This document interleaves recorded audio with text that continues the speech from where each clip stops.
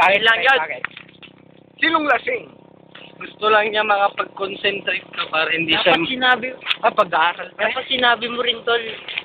Kanina sabi ko, tinatawag kita. Dapat sinabi mo, experience ka niya.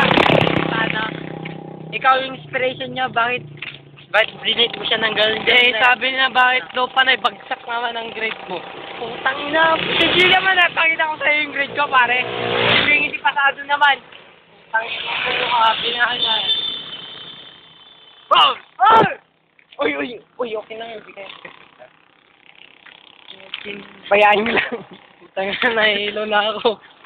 Baka, Alam mo, sinabi mo na lang sanang sampalin niya ako, tol.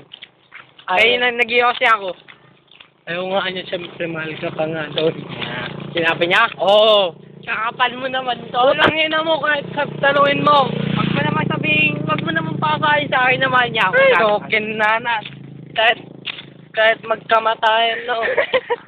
Tangina mo. Sinabi nga niya. Ito po, ang mga lasing. Ng barangay niya at barangay doon. Ano talaga eh. Nagkakaalaman na po dahil sa mga babae niya. Siyempre, ayoko nang umasa ka. Pero parang nawawala na kasi parang... Tol, pasensya na. Galit Lasing ka ka daw. na to. Alam mo kasi na kinuha ko yung grade niya, pare. Di ba, natagay siya. Sabi niya parang nagpapareact. Parang pinapakita mo na... Patay. Adik Manong ka. ral na different. Manong ral. Kaya nga kinuha ko, di ba, para hindi na siya uminom. Dahil alam kong hanggang doon lang yung grade niya, pare. Kumbaga, sa kanya hanggang doon lang siya. Oo nga. Kaya nga na... Dapat wag niya na sobrahan. Pre, Na-present mo nga ako. na. Ako nagbukan sa'yo kanina. Sabi niya ayaw niya. Nagbukan na may meeting. Putangin na mo di... Ano ba inakausap niya? Ba't kasi ikaw ay galit ka naman daw? Paano ka Ano ba inakausap niya eh?